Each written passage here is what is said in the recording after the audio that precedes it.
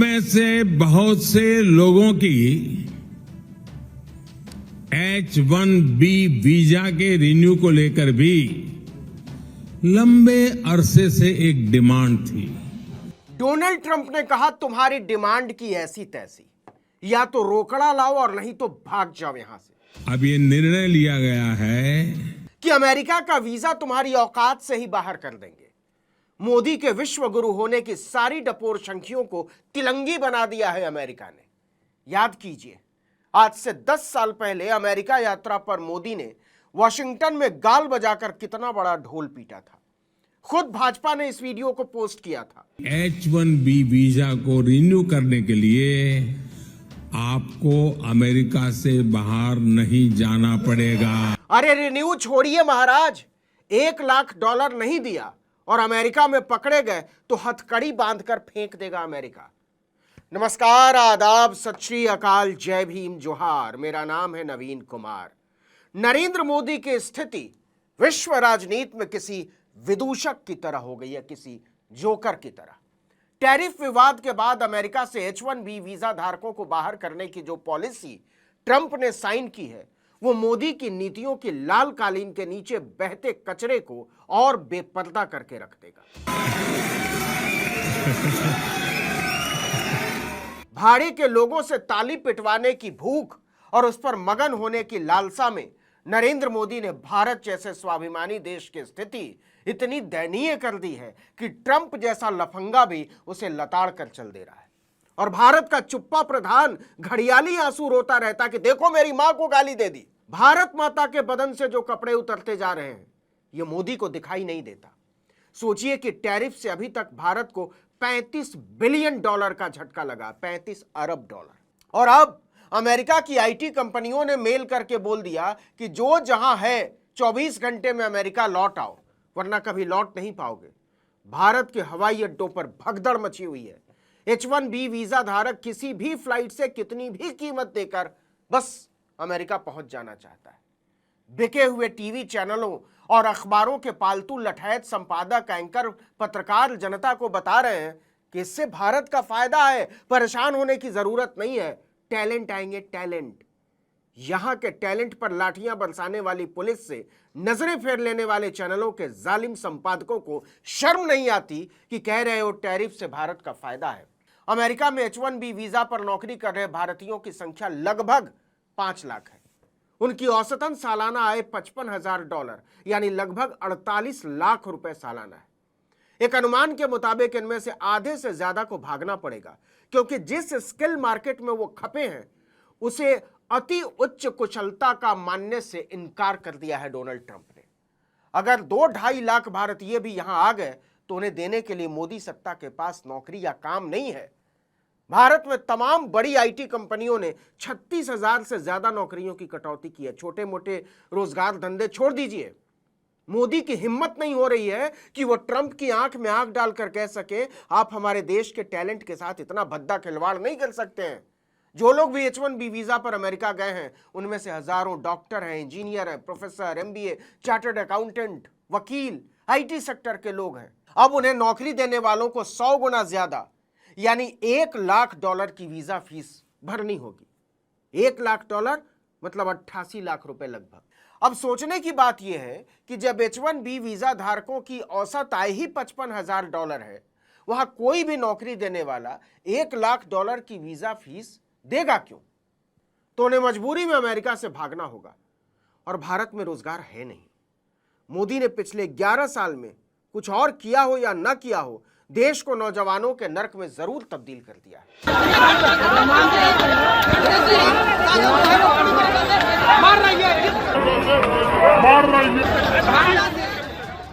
राजस्थान में अभी की बात है, चपरासी यानी ग्रुप डी की वैकेंसी निकली है। दुनिया के किसी भी इतिहास में यह चपरासी यानी सफाई करने वालों, पानी पिलाने वालों, खाना गर्म करने, फाइल इधर से उधर करने, साहब लोगों की खिदमत करने के काम की सबसे बड़ी वैकेंसी है। 23,749 पद। और सुनिए, इन 23,749 पदों के लिए 25 लाख नौजवानों ने आवेदन किया है। मतलब चपरासी की एक कुर्सी के लिए, चपरासी तो कुर्सी पर बैठते नहीं, लेकिन एक चपरासी के लिए 86 लड़के लड़कियां लाइन में खड़े हैं। लेकिन खबर यह भी नहीं है, खबर यह है कि इन 25.25 लाख आवेदकों में से 75 से लेकर 90% उम्मीदवार MA, MBA, MCA, MSc, BTech और यहां तक कि पीएचडी हैं। सैकड़ों ऐसे हैं जो आईएएस, पीसीएस की तैयारी कर रहे हैं और चपरासी बनने के लिए भी लाइन में खड़े हैं और योग्यता रखी गई है 8वीं पास। यह है मोदी का न्यू इंडिया। क्या हाल किया है प्रशासन हम लोगों के साथ आज।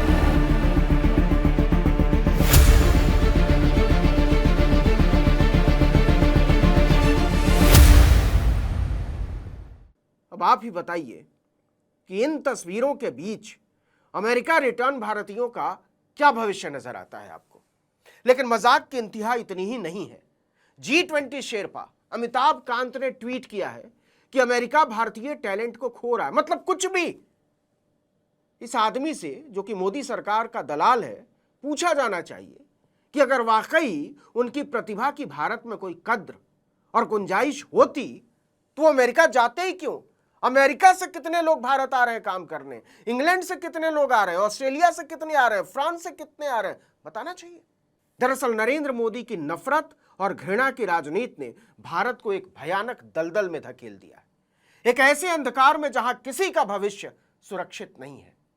दुनिया एआई पर शिफ्ट हो चुकी है, जिसमें भारत का योगदान शून्य है, 1 पैसे का नहीं। बिना ड्राइवर की कार बन चुकी है, बिना ड्राइवर की रेलगाड़ी तो पता नहीं कितने साल पहले बन चुकी। चीन ने पिछले दिनों पानी में चलने वाली और हवा में उड़ने वाली कार का परीक्षण किया और अपने भारत में अभी अभी मारुति कंपनी ने एक ऐसी कार का ट्रायल किया है जो गड्ढों वाली सड़क पर भी ज्यादा उछले नहीं। मतलब जो कार कंपनियां दूसरे देशों में बिना ड्राइवर की कार बना रही हैं, वही कार कंपनियां भारत के लिए गड्ढों में चलने वाली कार बना रही। मतलब मान लिया है कि भारत में गड्ढे खत्म नहीं होंगे। और सुनाए न्यू इंडिया की कहानी। बंगलुरु में 10,000 करोड़ की एक कंपनी है ब्लैक बक, उसने अपना ऑफिस ही बंद कर दिया। क्यों? कंपनी के सीईओ राजेश याबाजी ने सोशल मीडिया पर पोस्ट करके बताया कि सड़कों पर गड्ढों, धूल और ट्रैफिक जाम की वजह से कर्मचारियों का यात्रा समय 1.5 घंटे से ज्यादा हो गया। इसकी वजह से उनके स्वास्थ्य पर गंभीर असर पड़ रहा है, काम पर ध्यान नहीं दे पा रहे। नतीजा 10,000 करोड़ की कंपनी ने बोरिया बिस्तर समेट लिया, जबकि बंगलुरु भारत के सबसे विकसित शहरों में से एक। हम उस मानसिकता के देश हैं जहां कर्मचारियों को 4 घंटे भी लगे तो मालिक सोचता है सानू की। अपना प्रधान क्या कहता है? वो कहता है कि देखो मंदिर से समृद्धि आएगी। हमारे राष्ट्र निर्माण की दिशा यह है कि सरकार 10 साल में 89,000 स्कूलों को बंद कर देती है क्योंकि चलाने के लिए पैसा नहीं है।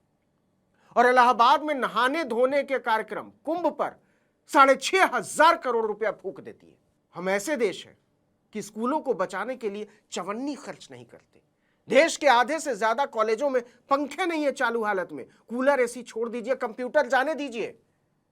लेकिन जब अयोध्या में राम मंदिर का ऐलान होता है तो 3,500 करोड़ रुपया महीने भर में लुटा देते हैं। जिस देश का प्रधानमंत्री खुद धीरेन्द्र शास्त्री जैसे लंपटों पर फिदा रहता है, मुख्यमंत्री उसके पैरों में गिरे रहते हो, रामभद्राचार्य और अनिरुद्धाचार्य जैसे नफरती जिस देश में आइकॉन बने फिरते हो, वहां कौन पूछता है कि भरी जवानी में चश्मा लगाकर ढिबरी में पढ़ते मुल्क के नौजवानों का भविष्य क्या होगा। शर्म आती है कि हमारे बच्चे चपरासी और क्लर्क बनने के लिए पीठ पर लाठियां खा रहे हैं और मुल्क का प्रधान, सूबे का मुखिया उनकी हालत पर कह लगाता है, उन पर मुकदमे दर्ज कराता है। कायर, क्रूर और निकम्मे लोग।